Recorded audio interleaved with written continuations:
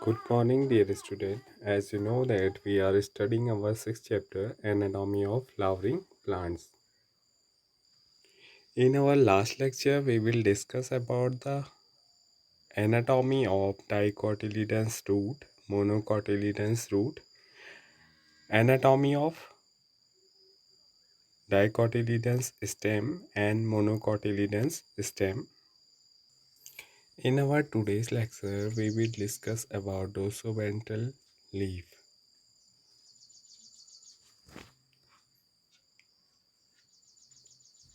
The vertical section of dorsoventral leaf through the lamina shows three main parts, mainly namely epidermis, mesophyll, vascular system. Three parts हमें दिखाई देते हैं जब हम एक लीफ का डोर्सोवेंट्रल सेक्शन कट करके माइक्रोस्कोप के अंदर अगर हम स्टडी करें तो थ्री मेन पार्ट हमें दिखाई देते हैं, epidermis, mesophyll and vascular system. The epidermis, which cover both upper surface and the lower surface, दोनों सरफेस को कवर करने का काम करती है कौन? एपिडर्मिस. और जो अपर सरफेस पे होती है उसे एडेक्सियल एपिडर्मिस बोला जाता है, और जो लोअर सरफेस पे एपिडर्मिस प्रेजेंट रहती है उसे एबैक्सियल एपिडर्मिस बोला जाता है. Of the leaf has a conspicuous cuticle का यहाँ पर फॉर्मेशन होता है एपिडर्मिस के द्वारा दोनों सरफेस में. The abaxial epidermis generally bears more stomata than the adaxial epidermis. तो जो लोअर सरफेस में प्रेजेंट रहती है एबैक्सियल एपिडर्मिस, उसमें ज़्यादा नंबर ऑफ स्टोमेटा प्रेजेंट रहते हैं अगर हम अपर सरफेस की बात करें. द लेटर में भी इवन लेग स्टोमेटा. जो दूसरी वाली है जो अपर सरफेस पे प्रेजेंट रहती है उसमें कभी कभी क्या हो सकते हैं, लेग भी हो सकते हैं, बिल्कुल भी कोई भी स्टोमेटा वहाँ पर ना भी हो सकते हैं. The tissue between the upper and the lower epidermis is called mesophyll. और अपर और लोअर एपिडर्मिस के बाद जो दूसरी लेयर प्रेजेंट रहती है उसको क्या बोला जाता है? उसको मेसोफिल बोला जाता है. ठीक है. Mesophyll which possesses chlorophyll and carry out photosynthesis. ऐसी लेयर है जहाँ पर क्लोरोफिल प्रेजेंट रहता है और ये फोटोसिंथेसिस प्रोसेस में काफ़ी हेल्पफुल होती है. Is made up of parenchyma. और एक इसकी बनी रहती है पेरेनकाइमेटस टिश्यू की बनी रहती है. It has two type of cell. दो टाइप के यहाँ पर सेल्स प्रेजेंट रहते हैं, प्लास्टिड पेलिसेड पेरेनकाइमा और spongy parenchyma. Palisade and spongy parenchyma की सेल यहाँ पर प्रेजेंट रहती हैं. The adaxially placed palisade parenchyma is made up of elongated cells which are arranged vertically and parallel to each other. जिनमें arrangement कैसा होता है? वर्टिकली और पैरेलल होता है. द ओवल और round and loosely arranged spongy parenchyma is situated below the palisade cell and extend to the lower epidermis. और ये फैली रहती है लोअर एपिडर्मिस तक. कौन सी वाली? जो दूसरी स्पॉन्जी पेरेनकाइमा है वो. There are numerous large space and air cavities between the cell. और इन जो सेल जो प्रेजेंट रहती हैं इनके बीच में काफ़ी ज़्यादा क्या हैं, एयर कैविटीज़ प्रेजेंट रहती हैं, जैसे कि आपको ये डायग्राम में दिखाई दे रहा है. सबसे पहले आपको जो बाहरी लेयर दिख रही है वो ऊपर वाली है एडेक्सियल एपिडर्मिस जो अपर सरफेस बनाती है, और दूसरी है बीएक्सिल एपिडर्मिस. तो सबसे ज़्यादा जो स्ट्रोमेटा प्रेजेंट रहते हैं वो एबैक्सियल एपिडर्मिस में प्रेजेंट रहते हैं. उसके जस्ट नीचे जो दूसरी लेयर है जिसमें क्लोरोफिल की प्रेजेंस होती है, ऐसी लेयर को बोला जाता है मेसोफिल. और इसमें भी दो टाइप की मेसोफिल पाई जाती हैं. फर्स्ट होती हैं पेलेसेड मेसोफिल जो अपर की ओर काफ़ी इलोंगेटेड और सिलेंड्रिकल इनका स्ट्रक्चर होता है, इनके बीच में स्पेस कम होता है. Next is vascular system includes vascular bundle. Vascular system के अंदर वेस्कुलर बंडल यहाँ पर प्रेजेंट रहते हैं which can be seen in the veins and midrib. जो कहाँ पर दिखाई देते हैं? वेन्स और मिडरिप्स में दिखाई देते हैं। The size of the vascular bundle are dependent on the size of the veins. Veins का साइज कितना है उस अकॉर्डिंग ही जो वेस्कुलर बंडल होता है उसका साइज भी होता है। The veins are vary in thickness in the reticulate venation of the dicot leaves. और डाइकोटिलीडन्स जो प्लांट हैं उनकी लीव्स में उनकी थिकनेस में काफ़ी वेराइटीज़ होती है। तो इस वजह से जो वेस्कुलर सिस्टम होता है उसका साइज अलग अलग डाइकॉट में अलग अलग होता है। The vascular bundle are surrounded by a layer of thick and wall bundle sheath cell. और वो भी चारों ओर से घिरी रहती है बंडल स्लीथ सेल के द्वारा। Look at figure 6.8a and find the position of the xylem in vascular bundle। 6.8 का फर्स्ट आपने देखना है जाइलम और फ्लोएम आपको कहाँ पर दिखाई दे रहा है और उसके चारों ओर बंडल ऑफ स्लीथ भी आपको दिखाई दे रहा है। Now talking about isobilateral leaf. Monocotyledons का आइसोबाइलेटरल लीफ का section. The anatomy of isobilateral leaf is similar to that of dorsoventral leaf in many ways। बहुत सारे तरीकों से उनमें similarities दिखाई देती है। It shows the following character differences। In an isobilateral leaf, the stomata are present on both the surface of the epidermis। जो डोर्सोवेंट्रल leaf थी उसमें केवल लोअर सरफेस में स्टोमेटा पाए जाते हैं, लेकिन जो आइसोबायोलेटरल लीफ होती है उसमें दोनों सरफेस में हमें स्टोमेटा दिखाई देते हैं। सबसे पहला डिफरेंस यही होता है। And the mesophyll is not differentiated into palisade and spongy parenchyma. और जो मेसोफिल होता है वो पैलिसेड और स्पॉन्जी पैरेन्काइमा में डिवाइड नहीं होता है। ठीक है, ये दो डिफरेंस मेन हैं। फर्स्ट की दोनों सरफेस में स्टोमेटा की प्रेजेंस होती है और सेकंड पैलिसेड और स्पॉन्जी पैरेन्काइमा सिर्फ किस में दिखाई देती है? डोर्सोवेंट्रल या फिर डाइकोटिलीडन्स लीफ में दिखाई देती है। In grasses certain adaxial epidermis cell long along the veins modify themselves into large empty colorless cell। ठीक है, these are called ब्यूलिफॉर्म सेल्स। एक और जो प्रॉपर्टी है जो इसमें प्रेजेंट रहती है वो ये है कि जो एडेक्सियल एपिडर्मिस होती है वो उसकी कुछ सेलें क्या हो जाती हैं? लॉन्ग हो जाती है, लार्ज हो जाती हैं साइज़ में और एम्प्टी हो जाती हैं, कलरलेस, कोई भी कलर उनमें नहीं देखने को मिलता है। और इनको क्या बोलते हैं? ब्यूलिफॉर्म सेल्स बोलते हैं। When the bulliform cells in the leaves have absorb water and are turgid, the leaf surface is exposed.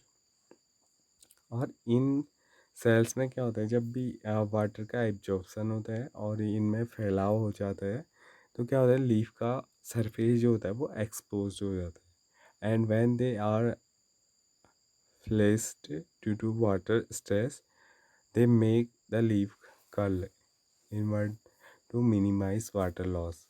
और जब क्या होता है? वाटर टेंशन हो जाता है लीफ के अंदर तो ये सेल से वाटर जो है वो बाहर आ जाता है और लीफ का जो सरफेस है उसमें कमी आ जाती है। The parallel venation in monocot leaf is reflected the near similar size of vascular bundle except the main veins. जो अलग अलग वेनेसन है, पैरेलल वेनेसन के अंदर अलग अलग वेन्स हैं। मिड वेन के अलावा वहाँ पर क्या होता है? सिमिलर साइज के वेस्कुलर बंडल प्रेजेंट रहते हैं as seen in vertical section of the leaf. और ये कहाँ पर हमें दिखाई देते हैं? वर्टिकल सेक्शन ऑफ लीफ में हमें दिखाई दे रहे हैं। और कि जाइलम और फ्लोएम क्या है? वो अलग अलग पैचेस के रूप में प्रेजेंस हैं। कहाँ पर? जो वेन्स हैं उनके पैरेलल। यहाँ पर आपको फ्लोएम और जाइलम दोनों दिखाई दे रहा है। इसके अलावा नेक्स्ट टॉपिक है सेकेंडरी ग्रोथ। क्या होती है secondary growth? The growth of root and stem in length with the help of apical meristem is called second primary growth. ऐसी ग्रोथ स्टेम और रूट के अंदर उनके लेंथ में जो एपिकल मेरिस्टम की वजह से दिखाई देती है उसे प्राइमरी ग्रोथ बोलते हैं। Apart from primary growth most dicotyledons plant exhibit an increase in girth. इसके अलावा वो क्या होते हैं, जितने भी डाइकोटिलिडेंस प्लांट हैं उनकी चौड़ाई हमेशा लगातार बढ़ती रहती है और ये चौड़ाई उनके स्टेम के साथ साथ उनकी रूट में भी दिखाई देती है। तो this increases is called secondary growth, और इसी को क्या बोला जाता है? सेकेंडरी ग्रोथ बोला जाता है। The tissue involve in secondary growth are lateral meristem, vascular cambium and cork cambium. 3 type की सेल्स यहाँ पर हेल्प करती हैं सेकेंडरी ग्रोथ को। वो होती हैं lateral meristem, vascular cambium and cork cambium. Lateral meristem के बारे में हमने मेरिस्टम के अंदर पहले पढ़ चुके हैं, तो हम देखेंगे वैस्कुलर कैम्बियम क्या होती है। ठीक है। The meristematic layer that is responsible for cutting of vascular tissue. ऐसी लेयर होती है मेरिस्मेटिक सेल्स की जो वैस्कुलर टिश्यू को कट करने का काम करती है, यानी कि उसको 2 इक्वल पार्ट में डिवाइड करती है, जाइलम एंड फ्लोएम। उसी को क्या बोला जाता है? Is called vascular bundle. उसको वैस्कुलर बंडल बोला जाता है। In the young stem it is present in patches as a single layer between the xylem and phloem. और जो यंग स्टेम होती है उनमें क्या होती है, छोटे छोटे पिच के अंदर जाइलम और फ्लोएम को एक सिंगल लेयर से जो डिवाइड करती है इस रूप में प्रेजेंट रहती है। ठीक है। Later it form a complete ring. लेकिन जब बाद में जब यंगर स्टेम से वो ओल्डर स्टेम में कन्वर्ट होती है तो ये कंप्लीट रिंग को बनाती है। ठीक है। Next topic is formation of cambial ring. कैसे इस कैम्बियल रिंग का फॉर्मेशन होता है? In dicot stem the cell of cambium present between primary xylem and primary phloem. जितने भी डाइकॉट स्टेम हैं उनमें क्या होता है, कैम्बियम हमेशा कहाँ प्रेजेंट रहती है? जाइलम और प्राइमरी जाइलम और प्राइमरी फ्लोएम के बीच में। इज द इंट्राफेसिकुलर कैम्बियम, और इसको क्या बोला जाता है? इंट्राफेसिकुलर कैम्बियम भी से बोला जाता है। द सेल ऑफ, देखिए यहाँ पर आपको डायग्राम दिखाए गए हैं। ये इंट्राफेसिकुलर जो रिंग है आपको बीच में ब्लू कलर की दिखाई दे रही होगी, ये हमेशा कहाँ पाई जाती है? ये प्राइमरी जाइलम और प्राइमरी फ्लोएम के बीच में। अंदर जो रेड कलर के हैं वो क्या हैं? वो प्राइमरी जाइलम है।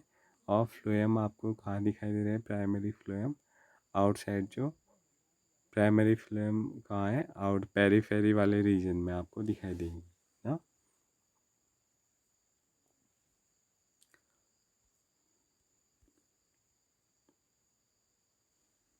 The cell of medullary rays adjoining these interfascicular cambium become meristematic and form the interfascicular cambium।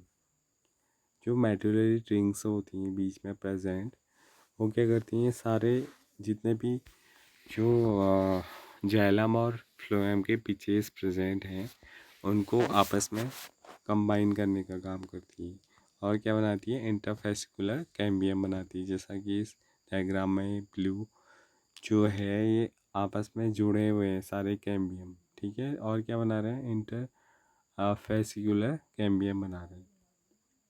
Activity of cambial ring. Cambial ring की एक्टिविटी कैसे होती है, कैसे वर्क करती है? The cambial rings become active and beings to cut off new cells both toward the inner and outer side. The cell cut off toward pith mature into secondary xylem. जब इनमें division start होते हैं ना, तो उसके बाद क्या होता है कि जो सेंट्रल की ओर भी न्यू सेल्स डिवाइड होती रहती हैं, और जो पेरीफेरी वाला रीजन है वहाँ पर भी क्या होती है, न्यू सेल डिवाइड होकर के एक नई लेयर बनाती है। ठीक है, अब ये लेयर कैसे बनती है, ये लेयर को बनने के तरीके क्या होता है, दस सेल का टॉप टुवर्ड पिथ, जो सेल पिथ की ओर, पिथ कहाँ होता है, हमेशा सेंटर में होता है, तो जो कैम्बियम रिंग से अंदर की ओर बनती हैं, ठीक है, उनको तो बोला जाता है secondary xylem. And the cell cut off toward periphery mature into secondary phloem, और जो पेरीफेरी वाले रीजन की ओर जो सेल बनती हैं, जो सेल डिवाइड होकर बनती हैं, उन्हें क्या बोलते हैं, उन्हें सेकेंडरी फ्लोएम बोला जाता है। The cambium is generally more active on the inner side than on the outer, और हमेशा जो अंदर की ओर वाली सेल्स होती हैं उनमें ज़्यादा एक्टिविटी दिखाई देती है। ठीक है, as a result the amount of secondary xylem produces is more than secondary phloem, as soon form a compact mass. The primary and secondary phloem get gradually crushed due to continuous formation and accumulation of secondary xylem. The primary xylem, however, remains more or less intact in or around the center. At some places, the cambium forms a narrow band on the parenchyma. कभी कभी ये parenchyma में एक narrow band बनाती हैं which pass through the secondary xylem and the secondary phloem in a radial direction, and they are the secondary medullary rays. क्या होती है, जब ये रिंग बनाना स्टार्ट कर देते हैं तो उसके बाद जाइलम और फ्लोएम से भी ये पास होती है। ठीक है, सेकेंडरी जाइलम और सेकेंडरी फ्लोएम से एक नैरो बैंड जो बन रहा है, कहाँ पर, कैम्बियम फॉर्म करता है नैरो बैंड को पेरेन्काइमा में, पेरेन्काइमेटस सेल से, जो सेकेंडरी जाइलम और सेकेंडरी फ्लोएम से पास आउट होता है। ठीक है, और ये क्या बनाता है, सेकेंडरी मेडुलरी रेज बनाता है।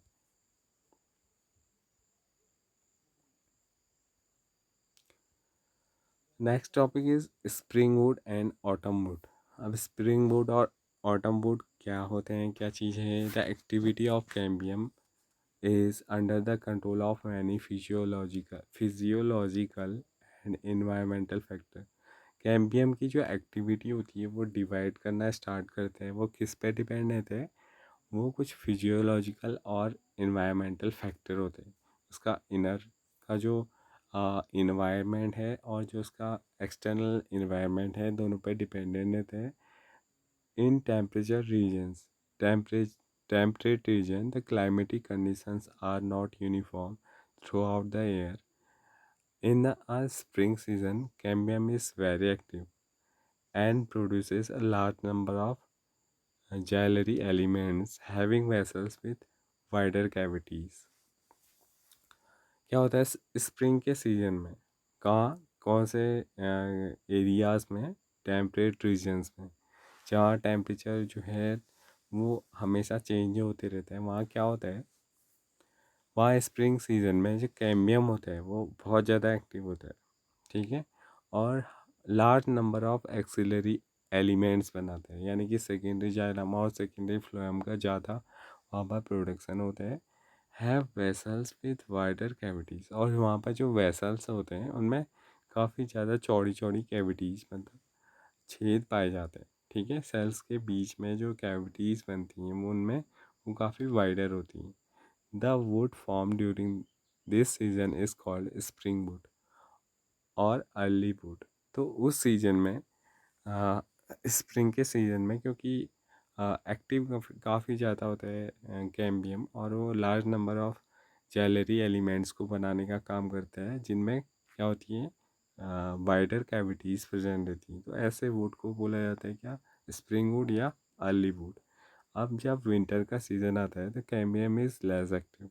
तब कैम्बियम क्या होता है, वो कम एक्टिव होता है, कम सेल डिवीजन वो शो करता है, and forms fewer jewelry elements that have narrow vessels. और ऐसे ज्वेलरी एलिमेंट्स को बनाता है जिनमें क्या होती हैं, नैरो वेसल्स, काफ़ी पतली पतली सी वेसल्स प्रेजेंट रहती हैं और उनके नंबर भी काफ़ी कम होते हैं. And this food is called autumn would और लेट वुड. तो इस फूड को क्या बोला जाता है, ऑटम वुड या फिर लेट वुड बोला जाता है. The spring would is lighter in colour. जो स्प्रिंग वुड बनता है वो उसका कलर थोड़ा हल्का होता है. And has a lower density. और उसकी डेंसिटी क्या होती है, काफ़ी कम होती है, क्योंकि उनके अंदर जो कैविटीज़ हैं वो काफ़ी वाइडर होती हैं. Whereas in autumn wood is darker and has a high density. तो और उनमें क्या होती है, काफ़ी ज़्यादा डेंसिटी भी होती है, उनका कलर भी डार्क होते हैं और उनकी डेंसिटी भी काफ़ी हाई होती है. The two kind of the wood that appear as alternate concentric rings constitute the an annual rings. तो ऐसे जो अलग अलग सीजन्स में अलग अलग टाइप के वुड प्रिपेयर हो रहे हैं वो क्या बनाते हैं, वो कंसेंट्रिक रिंग्स बनाते हैं प्लांट की. अगर हम किसी भी स्टेम को ऐसे कट करेंगे तो उसमें हमें क्या दिखाई देते हैं, ऐसे गोल गोल सर्कल दिखाई देते हैं उसकी स्टेम में. ठीक है. तो यही सर्कल्स क्या होते हैं, कुछ डार्क बैंड वाले होते हैं और कुछ कुछ लाइट बैंड वाले होते हैं. जो डार्क वाले जो होते हैं वो कौन से होते हैं, ऑटम वुड होते हैं. और जो लाइट बैंड होते हैं वो स्प्रिंग वुड होते हैं. और इनको क्या बोला जाता है, इनको एनुअल रिंग्स बोला जाता है. क्योंकि एक रिंग को बनाने में पूरा 1 ईयर लग जाता है. तो अगर हम किसी ट्री की अगर एज को कैलकुलेट करना चाहें तो इन रिंग्स को काउंट करके हम उसकी एज बता सकते हैं. Annual ring seen in cut stem give an estimate of age of tree. और इससे हमें क्या पता चलता है, उस ट्री की एज का पता चलता है. तो ये लेक्चर यहीं पर कंप्लीट होता है. इससे आगे हम नेक्स्ट वीडियो में देखेंगे. Thank you.